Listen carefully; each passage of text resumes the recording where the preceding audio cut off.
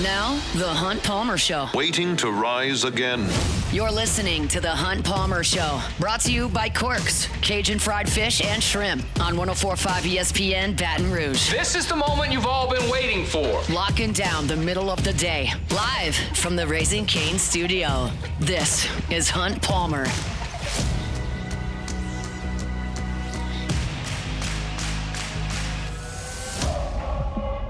Welcome in. Hunt Palmer coming to you from the Raising Cane studio downtown in the capital city on this Friday. Working towards a weekend. I hope the work week's in the rearview mirror. If it's not, we'll get you to the finish line here on 104.5 ESPN Baton Rouge.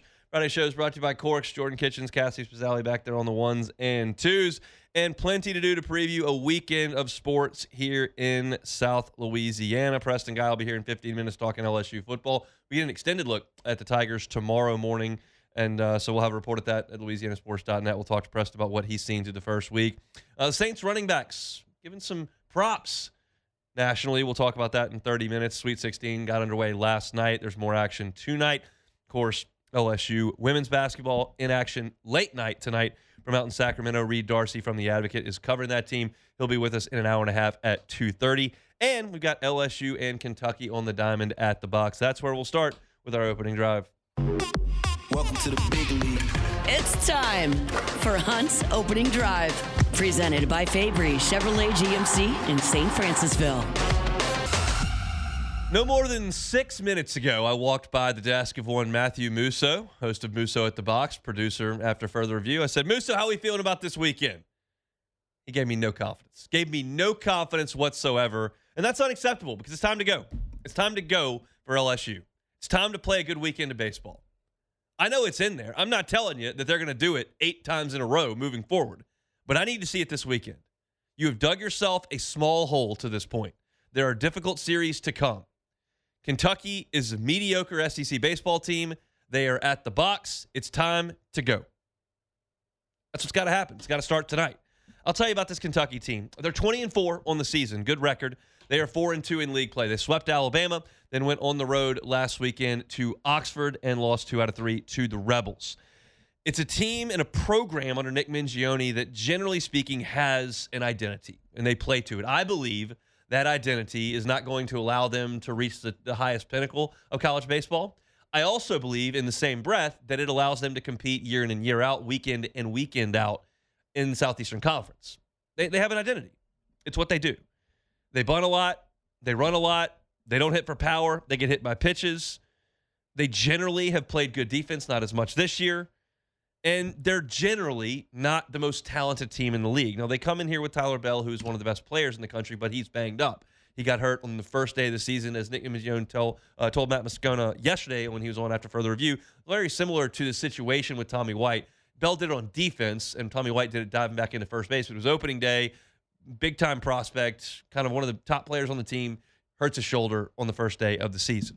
I want to start talking with this matchup about the Kentucky pitching and the LSU pitching that will counter.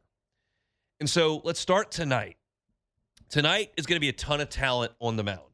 You saw Kason Evans last week, and so tonight is a question of whether last week was just a talented dude having a great outing, or he's maybe turned a corner. I'm not willing to suggest either one is more likely than the other right now. I just want to see. We know it's in there now. We've seen it. We saw him go out and dominate. Now let's see if he can do it a second week in a row. Kentucky is going to counter with Jackson Jelkin. Jackson Jelkin has been well-traveled in his college career.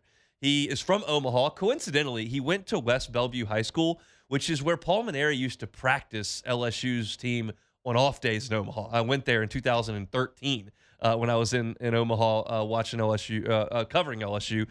They practiced at a high school field, and it's the high school where Jackson Jelkin went. That's not really significant fact, but a little nugget there for you. He went to Nebraska for a year, went to junior college after that. Then he went to Houston, and now he's made his way to Kentucky. So 4 stops for Jelkin, who is listed as a junior. Last year, he was Houston's opening day starter. Now he is the Friday guy for Kentucky. He is a heavy sinker ball pitcher. We heard that yesterday from Joe Healy on this show. I went and watched some video of him last night, again this morning. It's a lot of fastballs. They're 95, 96, 97, and they sink. Sinker, sinker, sinker, sinker. He throws a ton of them. Everybody this day and age wants to ride the fastball, want to throw the four-seamer, want to challenge the top of the strike zone, tunnel it off the breaking ball. Not Jelkin. He throws a hard and heavy sinker. He does it well. Alabama did a good job against him. He got into the 6th inning through 5 1/3 innings, but they got 6 hits and 4 earned runs off of him, including 2 home runs. That's kind of the key. It's not something that you want to do every single game, but the thought process facing Jelkin is to see the ball up a little bit and try to get to the bottom of the baseball. Try to drive it in the air. Try to drive it to the gaps. Try to drive it out of the ballpark. Alabama did that for a couple of homers, and they scored 4 earned runs off of Jelkin in 5 1/3. Ole Miss did not solve it.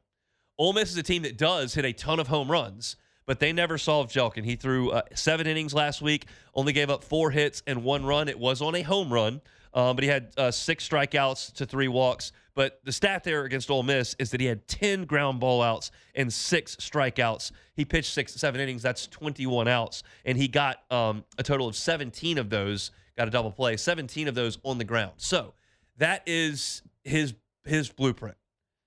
LSU has to go up there and try to get under the baseball. If you beat the ball into the ground and you give Jelkin quick outs, he can motor through a lineup pretty quickly. He's got a slider that he'll use some. He's got a changeup that's in the high 80s, but it's a lot of fastballs from Jelkin tonight. As far as Case and Evan goes, just get ahead. Strike 1.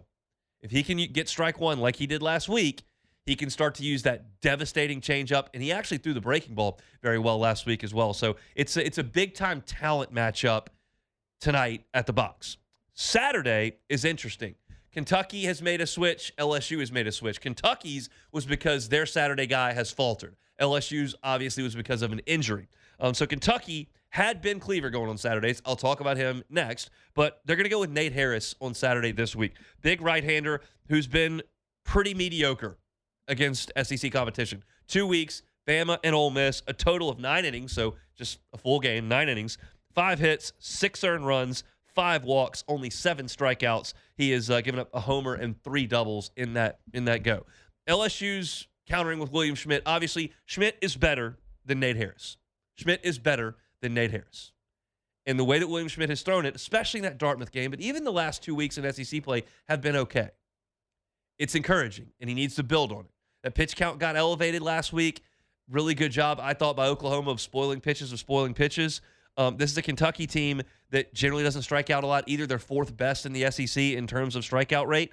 But you got to put some guys away if you get 2 strikes, and if you can get some early contact, so be it. That's great. Then you go to the game 3 on Sunday. Kentucky's going with Ben Cleaver, who they just don't trust. They don't trust him. Joe Healy was on the show yesterday saying that he kind of heard through the grapevine that even though Ben Cleaver was awesome last year, 15 starts for Kentucky, 3.25 ERA, had 92 strikeouts and 83 innings pitched. Lefties only hit 165 against him. He was great last year for Kentucky. They pitched him in game 3s. He was awesome.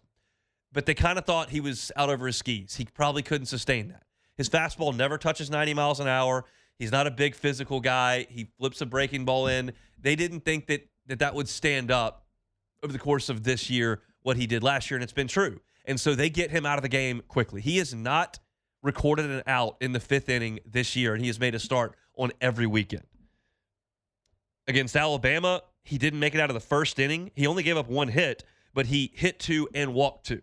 Then last week against Ole Miss, 3 2/3, 4 hits, 2 earned runs, gave up a homer, walked a couple, struck out 4. They got him out in the 4th inning. They don't trust him. And Nick Mingione was on with Matt Moscona yesterday, and Matt said, kind of, what's the deal with Cleaver? He was your guy last year, not as much. And he said, well, he got a weird freak injury with a piece of glass in the fall, and he's come back and, just hadn't quite pitched as well. Like, they don't trust him. So LSU doesn't have a pitcher to go on Sunday, but Kentucky's got Cleaver, who just hasn't been all that good. So for LSU, if you can win tonight, I think you set yourself up in a good spot because William Schmidt, I think, is better than Nate Harris. And I know that Kentucky has Cleaver going in the 3rd game and LSU doesn't have a starter. LSU's at home, and the talent on LSU's pitching staff is better than the talent on Kentucky's pitching staff. So today, it's important for LSU to get off to a good start, and you can set yourself up for a good weekend. Now, you could counter that, and you could say, well, LSU didn't get off to a good start. Got off to a good start last week. Didn't finish the deal. That's correct. Oklahoma did have LJ Mercurius ready to go, and well, he carved LSU up. Now that's a look at this weekend, and I believe that LSU has an advantage on the mound. I think LSU does have an advantage on the mound. Now something is giving me a little bit of pause here, and I'll relay it to you. LSU went and played Vanderbilt in Nashville and lost the series. Vanderbilt went to Starkville and got whitewashed, okay? That's not great. And Oklahoma came in here and outplayed LSU, won the last 2 games. And LJ Mercurius carved LSU up, as I just said. Mercurius started against Texas last night, and it looked like a beer league softball game. Texas ran his ass out of town in 5 seconds. They were up 13-0 or something in that game. They run-ruled Oklahoma with ease. So the 2 teams you've played, Texas, Vanderbilt and Oklahoma, have stepped up in class after playing you and gotten embarrassed. So, again, it's transitive property. It's other games. It's not necessarily a perfect correlation, but it's not encouraging. So here's the deal. I told you it's time for LSU to go. It's time for LSU to play a good weekend. It's time for LSU to start digging out of this hole a little bit. It's a small hole, but you got to start digging out of it. I just need to see them play well. Because they're not. And you know that, and I know that. But I believe they can. So if you can take a little bit of momentum from Case and Evans' last start, and take a little bit of momentum from William Schmidt's last 3 or 4 starts, and take a little bit of momentum from Tuesday when you hit the ball and you were good offensively against Louisiana Tech, and take a little bit of momentum from a defense on the infield outside of Rutgers play that's been okay in the last week, like, just try to piece those things together. I thought you just needed one exhale, and you got it last Thursday when Evans was awesome and you beat Oklahoma in a relatively comfortable game, but it didn't carry over. I might sound ridiculous, begging and pleading, and you might look at me and go, Hunt, this team has not played well for a month. They're not that good. Get over it. I'm not going to do that just yet. Not yet. I could get to that point, not after 2 weeks. So for me, LSU's got a better 1-2 punch pitching. They've got more talent in the bullpen. They're at home. You're playing a team that I believe is a mediocre squad. You need to go out there and take care of your business. Now, keep in mind, I'm not over pumping LSU. I ranked them 13th in the power rankings 2 days ago, okay? I'm not delusional. I'm hopeful. It's different. So let's see if they can go out there tonight, 6:30 first pitch, and win a ball game. Go out there tonight, 6:30 first pitch, win a ball game. We'll see if they can do it. I got more on Kentucky, including this matchup coming up at the top of hour number 2. They're a difficult matchup for LSU because of the pressure they put on you with bunts and runs. We saw Louisiana Lafayette do it at times. We know that John Pearson's going to be out there. We know that Zach York's going to be out there. We know LSU's had issues throwing the baseball at catcher. So all that stuff is important, and I'll get to it in the second hour. We want to keep things rolling, keep things fresh, so we'll talk some football with Preston Guy when we come back. The Hunt Palmer Show. Lifetime Roofing, lifetimeroofingla.com. I always tell you about the trustworthy nature of Lifetime Roofing. They're a Baton Rouge-based company, and that's important. Their work is second to none. That's important as well. But oftentimes, I don't mention the fact that they are actively hiring. So if you're looking for a position, you want a career, you can have that at Lifetime Roofing. They're one of the only legitimate W-2 roofing companies in the entire state. They've got benefits, 401k. So if you're looking for a job and want to get up there and work for a wonderful local company like Lifetime Roofing, reach out to them. They've got a fantastic team that is growing. They've got an unbelievable facility right there off College Drive.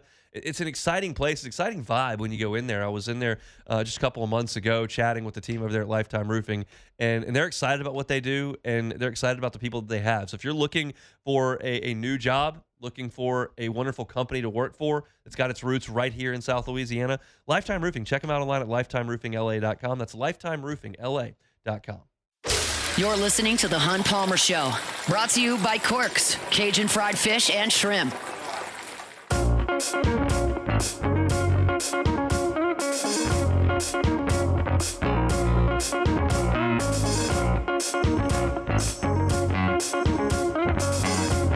Friday shows, year year-round, brought to you by Cork's Cajun Fried Fish and Shrimp. It is a Lenten Friday. Just got 2 of those left. If you're looking to avoid meat on this Friday, awesome spot to get by is Cork. They'll get you some of that delicious jumbo Gulf shrimp, clean, crispy fried catfish, shoestring fries, honey butter rolls. Got the hush puppies, the slaw, and they'll get you baked potato if you want one of those with that crawfish etouffee on top, jumbo Gulf shrimp placed right above that.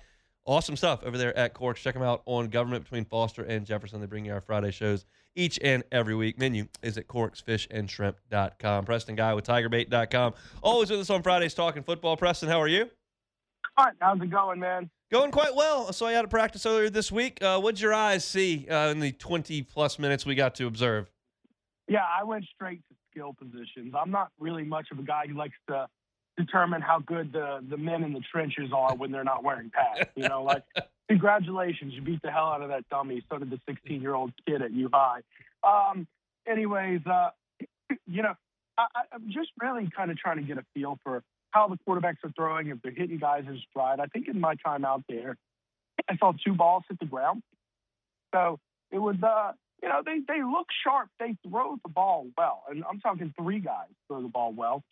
Sam Levitt, if he's hurt, it doesn't seem to be having too much of an impact on his arm and ability to throw. Hassan Longstreet throws a very catchable, soft ball. I mean, he'll throw it over the DB's head. It's actually a prettier spiral and pass than I was expecting. I thought he'd have a little more velocity based on what I saw from USC, but it's a different type of throw. It's a more of an arching throw. And then Landon Clark certainly has no lacking for arm talent. It's a deep room. These guys are going to fight for it. They're going to certainly Landon Clark and Hassan Longstreet are going to be duking it out for the backup role. And Sam Levitt, you know, he better not look too far behind him because you know he's going to have to perform to keep a starting job. Doesn't matter how much they paid to get him here. I am a little worried about his running because he was trotting around a little gingerly from huddle to huddle. Yeah, I think that's to be expected. I didn't know how much he was going to be able to do it all in the spring, so I was encouraged with the fact that he'd go out there and throw in all the individual drills. So it's just a work in progress as they'll continue to rehab that foot injury after Liz Frank surgery. How do you feel about the talent level at wide receiver? It's an interesting group. Did you know, I was looking at the height. They didn't seem super tall to me, but they do seem quick and shifty. I looked at the roster, and actually there's only 1 receiver listed above 6'2", and that's Roman Mothershed, who I don't think that people are necessarily expecting to be, you know, in your starting lineup. So it's interesting that they're clearly going for a type of player. I think more so than the last coaching staff. They're looking for guys who fit what they're looking to do rather than best overall, right? And in fact, I know that for a fact based on how quarterback recruiting is going and, you know, the kind of guys they're looking at. They want guys who can do what they want them to do. They're not going to adjust their system to the guys. They're going to get the guys to fit their system. So receivers all seem to be made in a certain mold. That does make me curious to see, you know, if they're going to use a tall receiver. I'm looking for them. They're probably going to line up Trey-Dez Green in the slot and for, you know, tight receiver type situations because we're talking about basically, you know, a tight end with receiver skills who's 6'7" with elite leaping ability. That'll be interesting to see if that's the case in this offense. I think they look crisp out there. I think it's going to be very much so an open competition. Of course, we're talking about, I think it was it 12 new faces and 1 returner. And Phillip Wright, by the way, in his own right, looked pretty sharp. Maybe pulled in a one-handed grab out there looking impressive. So I think it truly is going to be open season. There's a lot of playing time up for grabs. Not one of these guys. I mean, you might look at Jace Brown from Kansas State.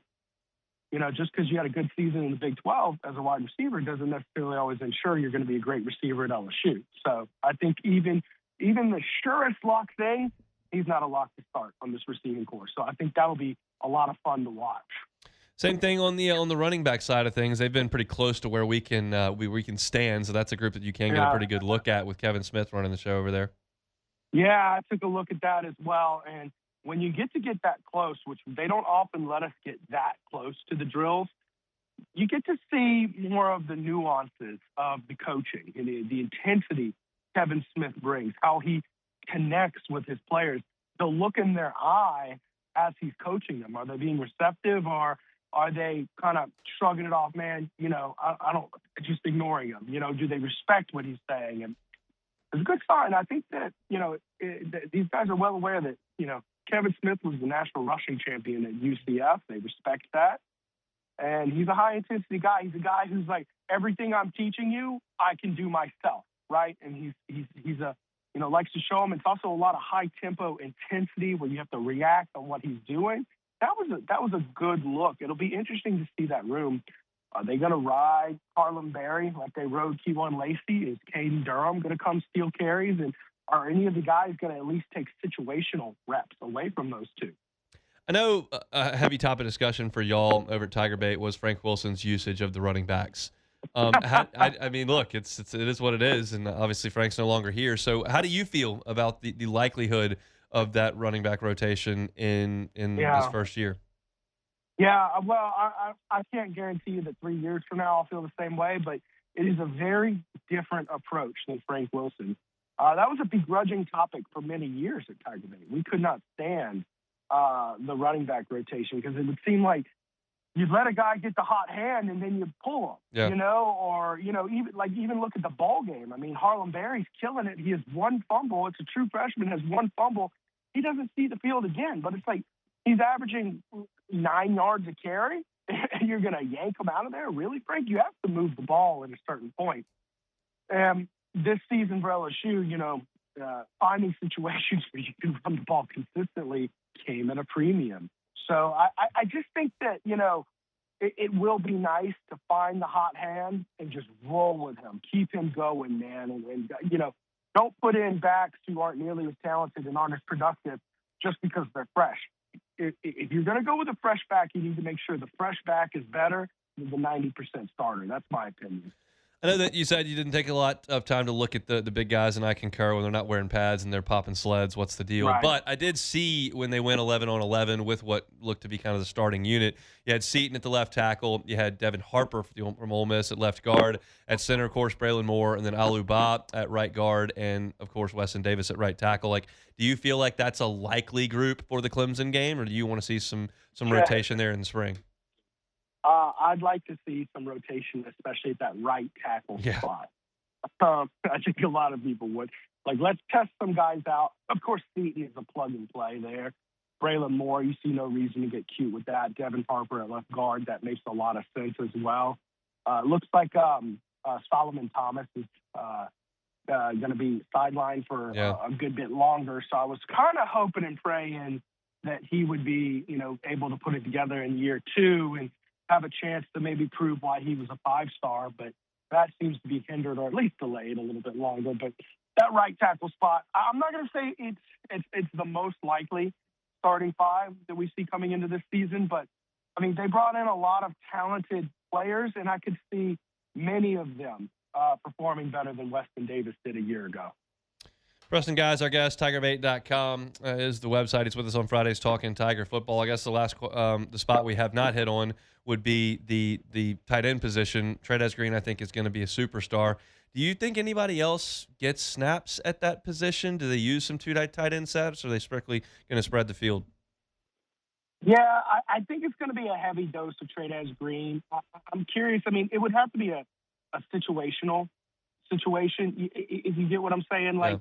Because none of these guys are going to be as good of a receiver as Trez Green. And it seems to be this offense's approach to roll with the heavy hand. Now, there might be some goal line situations where I could see the receiver being Trez Green, and they need a tight end to go out there and block. So J.D. LaFleur, that's a guy I've got my eyes on, younger guy. He's huge. I think, he can definitely – I mean, I haven't really seen it, but he should be able to block better than Trez Green. And you look at who's the kid from Pittsburgh. He should be a little bit, more of a true tight end. But I think in terms of stat sheet, it's going to be a heavy dose of Trez Green. I'm looking for J.D. LaFleur to be used situationally as the more blocking tight end. My plan was to stick to the offense, but I do have one question regarding the defense. Matt Moscona and I kind of put our brows up a little bit at this. It's the second day of spring. I promise I'm not overreacting to a depth chart, but I thought it was interesting. when they put the first team defense out there with Pickett and with, the guys that you expect to be out there with the ones, they had the 2 freshmen in the middle of the defensive line, Deuce Geralds and Richard Anderson. And then you looked over on the second team field and you had Dominic McKinley there. You had Malik Glockton, the Auburn transfer there. Both guys are juniors. What do you make of the 2 freshmen running with the group that appears to be the ones at defensive tackle? Not much. Okay. I mean, I guess that could be as simple as, hey, man, you missed the class. We're going to dock you down for the first spring practice. 9 times out of 10 in spring practice, especially opening one, unless it's just a very obvious, like you have a walk-on who's a redshirt senior and then you have 5-star freshman, it's usually going to be the veteran guy who gets that first up rep. So I'm not necessarily worried about that. Maybe Saturday, if we're getting a better look at the team, which hopefully we do, and you're still seeing those freshmen out there, raise my eyebrow a little bit. I'll be interested to see what's going on with that. Because, look, those are certainly 2 very talented defensive linemen out there, especially Richard Anderson. My God, he trimmed up a bunch. That was the big thing that jumped out to me is that kid looks muscular. He had the baby fat of every defensive tackle on the planet. Yes. As a freshman last year in the car. And it looks like he is trimming that off very quickly. So you figure with the size he's been playing at, that should be a very explosive player. But it's just so rare that in the trenches, like offensive line, defensive line, you have a true freshman who's ready to go compete at an SEC level. It really doesn't. How touted they are as a recruit. It's just rare, especially in the interior spots where it's not. You can't use like speed. You can't be just a speed edge guy like Harold Perkins getting on the edge against Arkansas. He ate him up because he was just fast. You can't do that in the trenches. You just need to be strong and you need to play with leverage, and that is hard to fake, both from a technique point and from just a muscle mass point. I would be surprised. So let's give it a few practices, and if that holds up through the end of spring practice, my eyebrows will raise with you and Matt. No doubt about it. Preston Guy, TigerBait.com with us on Fridays. Have a great weekend, man. All right, thanks for talking to you. Preston from Tiger Bait will be out of practice tomorrow. LSU on the Ponderosa in the morning time. I got some babysitting duties, so Matt's going to handle it for LouisianaSports.net. I'll be out at the box tomorrow afternoon, so we'll have full coverage of everything over at LouisianaSports.net. But Lane Kiffin is giving an extended look tomorrow. About half an hour is what we're told, maybe a little bit more than that. So that's a good thing. I've told y'all we're not 100% sure how Lane's going to run everything from an access perspective, and I've been constant in this. Like, I'm not worried about it. Like, he either lets us in or doesn't. I don't think either one of those is right or wrong. The content's easier to create if we get a lot, but if he feels like he wants to get things done without media in there, I would completely respect that as well. So looks like tomorrow a little bit longer look. I think they may put some pads on tomorrow as well. So we'll see. We'll have a full report up at LouisianaSports.net. When we come back, the Saints got a little bit of positive pub that I saw early this morning. We'll get to that next. The Hunt Palmer Show. Fabry Chevrolet GMC. You can find the entire inventory online at FabryChevrolet.com. That's FabryChevrolet.com. Make that short drive to St. Francisville. They're on Highway 61. Been under that new ownership, the Fabry family, since October. So now about 6 months in business up in St. Francisville, and they appreciate y'all for coming on by. Make the short drive from Baton Rouge. Make the short drive over from Point Capee Parish. Make the drive over from either one of the Felicianas. And get great deals. If you're looking for a Chevy Silverado, need a new truck, up to $11,000 off MSRP. Looking for a new GMC Sierra, how about up to $13,000 off MSRP or 0.0 APR financing on that. Great SUV options as well. If you're taking the family on a vacation coming up early in the summer, need a new ride for that, they can help you out there on Highway 61 in St. Francisville. It's Fabry Chevrolet GMC. You can find them online at FabryChevrolet.com. You're listening to The Hunt Palmer Show, brought to you by Quirks, Cajun fried fish and shrimp.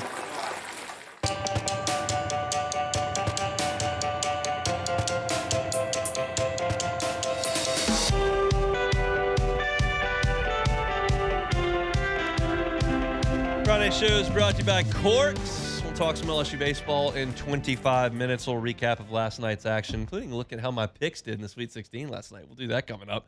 Just a quick spoiler, they were terrible. Surprise, surprise.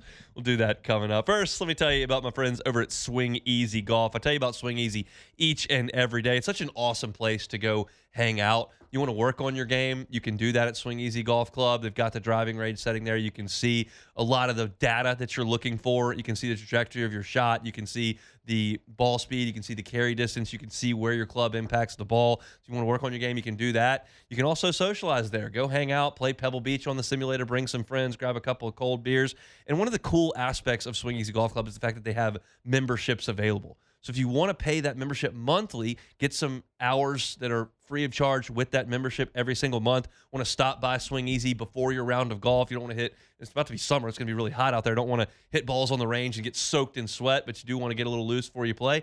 Go by Swing Easy and hit some golf balls. It's a great place to socialize, to work on your game, to get ready for a round of golf. Climate controlled. Lots of fun. I always enjoy my time over there at Swing Easy. You can find them on Segan at Perkins, and the website, of course, swingeasygcbr.com. So let's move forward with some New Orleans Saints talk here. I was on CBSSports.com, and obviously whenever they put a list out, you go to the local storyline. And so I saw the list they put out, and it was the top running back tandems in the NFL. Carter Bonds put it together, and he ranked the number one backfield in football with Kyron Williams and Blake Corum with the Rams, and I think that's perfectly reasonable. At number two, he had the Falcons with Bijan Robinson and Brian Robinson Jr. I think that's very reasonable. And I was thinking about where I would think the Saints would be, and obviously you make a move. You go get Travis Etienne, and you've got Kamara, but I don't know that a lot of people think a ton of Kamara right now, and you bring in a young back that has been very productive. Like, I thought the Saints might be in the discussion, maybe around 10, 12. Like, I don't know that that's a fearsome duo that anybody in the league is kind of looking at. And then I looked at this list, and the Saints were third, right behind the Rams and the Falcons. I'll read the blurb pretty quickly. So there's a chance these two never take the field together, but if Travis Etienne and Alvin Kamara share a backfield next season, the Saints are going to be a whole lot of fun. Etienne's arrival this spring is on the heels of his third 100,000-yard season, indicates that Kamara era is winding down. Kamara's injuries, last year's uncharacteristically low output also suggests his best days are behind him, but if Kamara and the Saints can work out something that he can spend even 1 year in the same scheme as Etienne, this offense is going to boast elite rushing skills and quite possibly the best receiving talent of any running back unit. And that last part, I think, is probably the hook on this, because you know that Etienne catches the ball very well, and you know that Kamara has been one of the best in the league in catching the football and making plays in space since he came in. But third is an impressive look. And to me, while the offseason is far from over, you've still got to go to the draft and make some things happen. I feel like since quarterback got checked off at the end of last season, Kellen Moore kind of went into this offseason, as well as Mickey Loomis and the Saints brass, going, we have to be a more complete running team. We've got to be able to run in short yardage. We've got to be able to run on 1st and 10. We've got to be able to run in goal line situations. We've got to be able to run. Because last year, the Saints were 31st in the league in yards per carry and 28th in rushing yards over the course of 17 games. Like, you're talking bottom 4 in the league in rushing statistics, and you simply are never, ever, ever, ever going to win in almost any league if you cannot run the ball. You're just not. You're certainly not going to win in the NFL if you can't run the ball. And the Saints couldn't run the ball. So they've got to improve upon that. And I went out of my way and I went, okay, I'm going to look at some statistics from Kellen Moore's offenses. Let's see what picture is painted. And it's not crystal clear. You could kind of skew the numbers either way. I'll lay them out for you. In his 1 year in Philly, when they won the Super Bowl, the Eagles were 5th in yards per carry. They finished 2nd in the NFL in rushing yards. Makes a lot of sense. They had the best offensive line in the league, Lane Johnson, just incredible up front. And they ran the football, and they had a running quarterback in Jalen Hurts. That makes a lot of sense that the Eagles were great running the ball. They were. The 1 year he spent in Los Angeles with the Chargers, they could not run the ball. They were 27th in yards per carry. They were 25th in rushing. But I think the more apt comparison, the statistics that I'd rather look at is in Dallas, where he had his opportunity to lay a foundation and be the primary play caller over time. You're dropped into LA, okay, get it done, you're out. You're dropped into Philly, okay, get it done, you're out. You certainly aren't making a lot of moves as a 1 year coordinator, and you can't really get a rhythm. So what did he do in Dallas?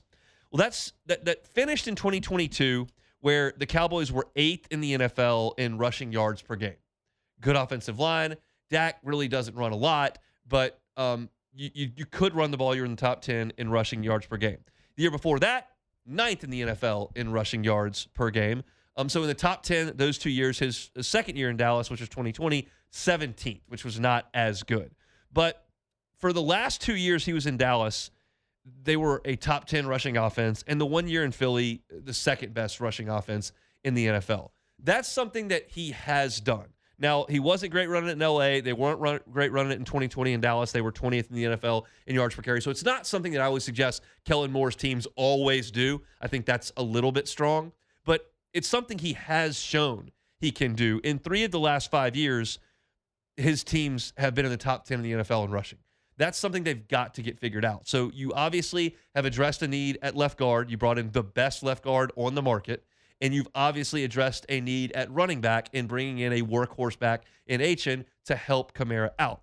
I don't know if the Saints are the third best running back duo in the NFL. You look at the ones behind the Saints on this list. In Buffalo, you got a 3-headed monster of James Cook, Ray Davis, and Ty Johnson. Cook kind of handles the lion's share of that. You got Miami with Devon Achane, Jalen Wright, and Ollie Gordon. The Lions with Jahmyr Gibbs and Isaiah Pacheco. Like, that's got a little more juice to it, I think, than the Saints does, just because of Kamara's age and his lack of production and some injury issues of late. But I like the fact that they brought this up. And I think if you look at the overall body of work, it's pretty easy to try to carve out roles. I think you have Achane is the guy they'd like to rush for 1,000 yards. The Saints never have anyone rush for 1,000 yards. Kamara's never done it. Ingram was the last guy to do it. It's been a minute, and they don't do it very often. Now, you had Drew Brees. You don't need to have a 1,000-yard rusher. He's going to throw for 1 billion yards and a bunch of touchdowns. But in this era, they haven't had a 1,000-yard rusher. I think their goal is to get Achane to that number. And if you have Alvin Kamara as kind of a change of pace and a guy that I think absolutely has some value in the passing game, if you want to get him out there on third downs, use him as an outlet, use him to spell Achane, I think that makes a lot of sense. And, of course, we have to leave the door open for the opportunity that, as they write at CBS Sportsline, that we've talked about here, there's a chance that Kamara doesn't play for the Saints this year. We'll see what they decide to do. You've got a long time before that decision has to be made. But I was fascinated by the fact that CBS pegged this as the number 3 backfield duo in the NFL.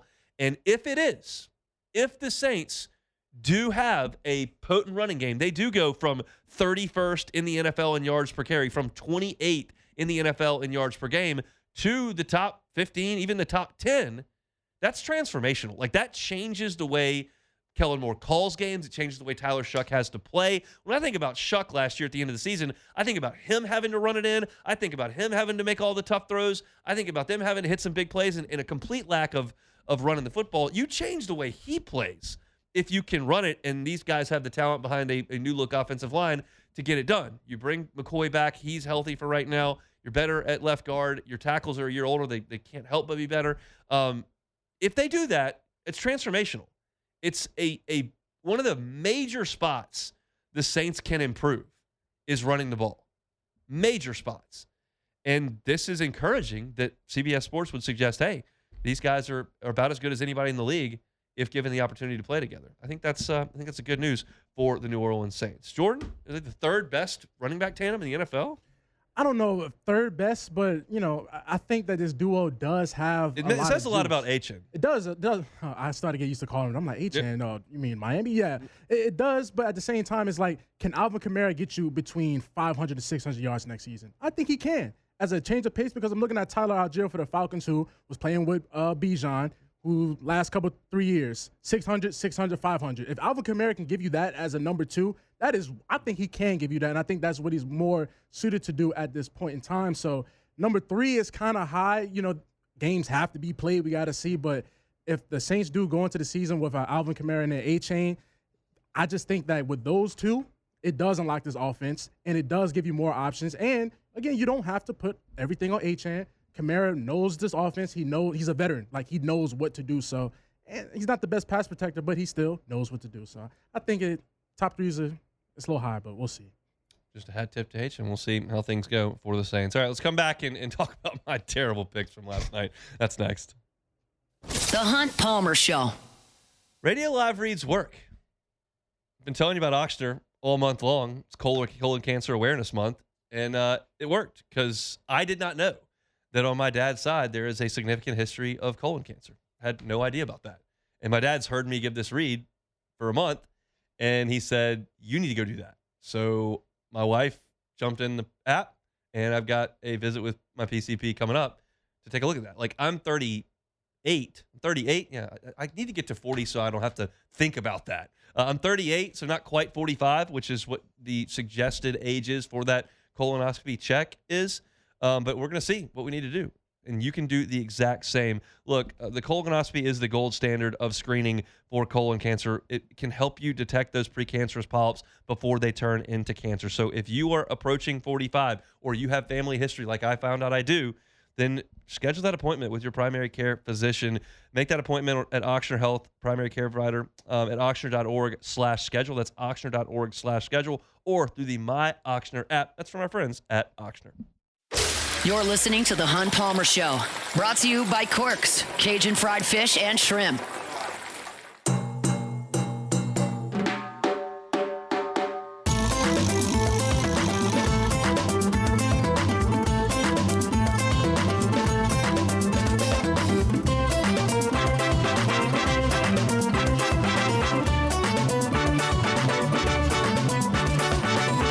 First American Bank and Trust. First American Bank and Trust started up 116 years ago in Southeast Louisiana. Guess where they are now? Southeast Louisiana. They just got 25 locations now, growing a little bit. And with those 25 locations come the resources that you come to expect from the national bank, but they're not. They're just local to here in Southeast Louisiana. So whether you're up the I-12 corridor in St. Tammany or Tangipahoa or down the bayou in St. John, Lafourche, Terrebonne, maybe right here near Baton Rouge in Dutchtown or Jones Creek, or just outside of New Orleans and Metairie, they got you covered. First American Bank and Trust. They're a local bank. The people that work there are local. They go to church with you. Their kids are on your kids' soccer teams. And they're making the decisions about your commercial loan. They're making the decisions about your personal loan. Bank with the local people that are in your community, not the bank that has a call center in Seattle. First American Bank and Trust. Walk in today. Check them out online at fabt.com. All right, last night was not as good as I hoped, I'll be honest. Like, you got a great appetizer with Purdue and Texas going right down to the wire. Matt Painter's team gets it done against a Texas team that was in Dayton last week, and that was an awesome game.